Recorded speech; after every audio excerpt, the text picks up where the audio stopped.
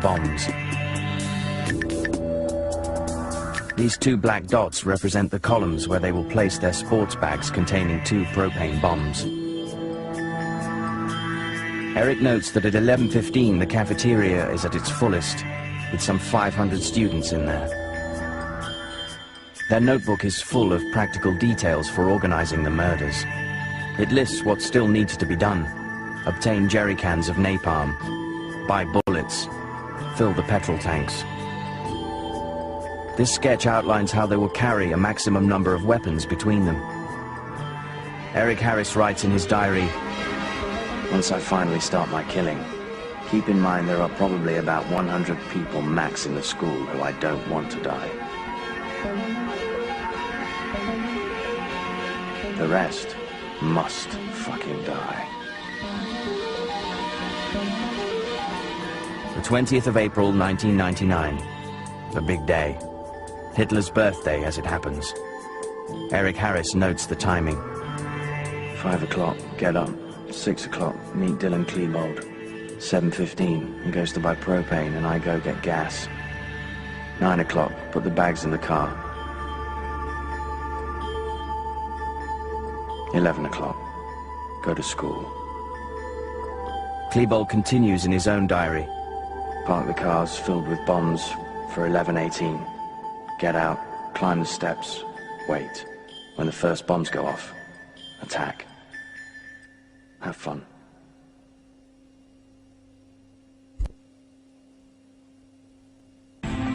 Their aim is to kill hundreds of people. The cafeteria is packed. Surveillance cameras film them. Frank DeAngelis, the headmaster, is present that day. They brought in the bombs, and then they were standing outside with the anticipation that once the bombs exploded, kids would be running. And when they ran outside these doors here, then they would kill them as they came out. So they had this elaborate plan to kill as many people as possible. The propane bombs, however, are badly made and fail to explode. It's 11:20 a.m. Richard Castaldo, who was 17 at the time, is having lunch with his girlfriend, Rachel Scott, on the lawn outside. He sees the two boys coming towards him. Just started, firing at us, and then it hit. It was kind of one big spray, but it hit Rachel first, and then it hit me right after. I heard her crying and stuff a little bit, and I kind of remember asking her if she was all right, which I kind of knew she wasn't, but I didn't really know what else to do, and I felt like I should, say something. Hit in the spine, Richard Castaldo is today paraplegic. His friend Rachel did not survive. She was just 17 years old.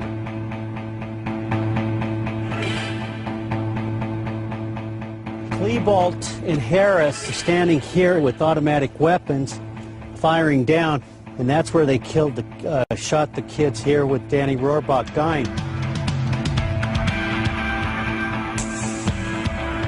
In the cafeteria, terrified by the gunshots, students hide under the tables. Pandemonium breaks out. Richard Long, the computer studies teacher, is one floor below in the library. He watches the assassins. I was very surprised that I saw Eric there holding the gun initially, because I thought, my gosh, that's Eric. I know that kid. He can't be doing that. Patty Nielsen, an art teacher, comes face to face with Harris and Klebold. I saw a figure in a trench coat facing the other way, and it seemed like he had a gun, and I heard the gunfire, and my thought was that they were doing video productions because they have, video classes. And I thought that's, a really bad idea for them. I'd never crossed my mind that it was a real gun. It just didn't cross my mind. So I went heading out there to tell them to stop. He turned around and he looked straight at me and he held the gun and he fired it. He smiled first, and then he shot the gun. It was Eric Harris, and I got shot in my shoulder, and the bullet just grazed it But, you know, at the moment, it hurt a lot. I didn't know exactly what was wrong. Patty Nielsen ran into the library to hide. I dialed 911, and I stood with the phone, and I continued to yell at the kids to get down. At 11:24, the shooting has been going on for 8 minutes. Here is a recording of Patty's emergency call. I'm a teacher at Columbine High School. There is a student here with a gun, and the school is in a panic, and I'm in the library. I've got students down under the table, kids. Heads under the table. I do not know who the student is. Okay. I saw a student outside. I was in holding out here, God. He turned the gun straight at us and shot. And my God, the window went out. Oh, God. Stay in the line of oh, God. The headmaster, Frank DeAngelis, is also confronted by the killers. What was happening is a gunman, instead of pursuing me, ended up coming after Dave Sanders, who was coming up the staircase here, saw the gunman, turned around, and then the gunman stopped and shot Dave in the back. And so that stopped the gunman from coming after me, so actually Dave saved my life, and it cost him his life coming down here. Dave Sanders, who had been a teacher at Columbine for 20 years, would die 3 hours later. The murderers return to the cafeteria and throw 2 small homemade bombs. At 11:29, Dylan Klebold and Eric Harris enter the library, where Patty Nielsen and 40 students have taken refuge. The carnage is about to commence. Eric Harris and Dylan Klebold walked around. I couldn't see them, but I could hear them. Looking under the tables, saying cruel things. I'd hear them taunt somebody, and then I'd hear them shoot. And I think, you know, they just killed that kid. Well, you get to hear Eric and Dylan shooting and executing people and laughing about it. And in real time. I mean, it's the actual, them actually doing it. They just made fun of people, made fun of the kids. You know, they made racial remarks. They made fun of somebody's glasses. They said somebody was pathetic. Just mean. Just mean. Eric is much more stoic. He does laugh about a few things, but Dylan's having the time of his life, like it's a party. And he's killing people like he's a party. I mean, it's unbelievable how happy he is. He's giddy about doing it. When he walked past and then came back, I thought he was going to shoot me. Where I was where a chair should push in on rollers. He took the chair, he picked it up, and he just slammed it on top of the counter right above my head. I don't know if he saw me or not. I don't know if he was doing that to scare me. I don't know. These pictures were filmed by the police several hours later and reveal the full extent of the bloodbath. Hundreds of shots were fired. The victims were cowering behind desks. In 7.5 minutes in this library, Klebold and Harris killed 10 people and wounded 12 others.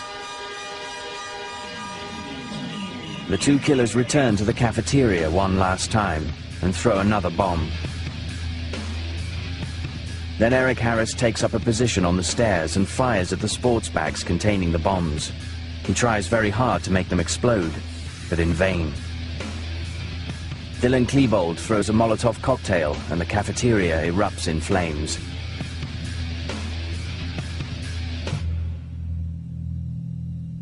The killers, as if in a daze, take in the scale of the butchery. The Columbine massacre has lasted a total of 50 minutes. At 12:08, Klebold and Harris commit suicide in the library, each with a bullet to the head.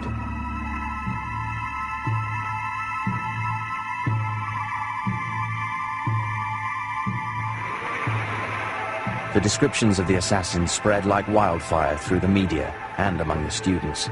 They described one as being 5'9", 5'10", wearing a trench coat. And when I heard that description, I immediately knew it was Eric. I just knew. He's the only person I could think of at the school who could do that. The next name they mentioned, Dylan Klebold, and that floored me. And my brain kind of shut off the rest of the day. The killers' identities are confirmed on television. friends, my friends, killing my friends. And that's what it was. It was this horrible, horrible war zone, and you didn't know which side you were on. Parents come to meet their children as the school is evacuated. Buses shuttle between the school and a park where the families gather, united in shock. Tom Mauser arrives at the park to look for his son, Daniel. When we first got there, they said, "There's one more school bus coming with students." Well, the school was a very short distance away. It shouldn't take too long for that bus to get there. I waited and waited, and I said, "Where is that school bus? Where is this school bus?" And then someone's child came in, and I heard him say, "I heard in the news, there's 25 students that were killed." I said, that bus should have been here by now. I left. I had to be with my family at that point. There was no last school bus. They were wrong. There was no last school bus. Tom Mauser would later learn that his son was one of the 13 victims. Daniel Mauser was 15 years old. He was shot at point-blank range as he hid beneath this desk in the library. The next day, Brian Rober was still without news of his son. He waits anxiously at home for the police to call. At 9 in the morning, still no news. He opens the newspaper and sees this photograph. There was a picture of my son lying dead on the sidewalk. That was our notification. The sheriff, John Stone, and the district attorney, Dave Thomas, they never contacted us. The coroner never contacted us. We learned from a picture in the paper. America goes into shock. The day after the massacre, the controversy begins. Why did the police take so long to intervene? Harris and Klebold killed themselves at 12:08. The police found their bodies in the library 3 hours and 15 minutes later. The victims' families are still unable to comprehend how this could be.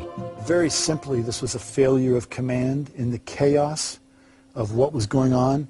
The command didn't do their job, and no policeman had the courage on their own to just go, "The hell with these rules, I'm going to go in and rescue these kids." So not one of these policemen, and they all know it, had any courage at all.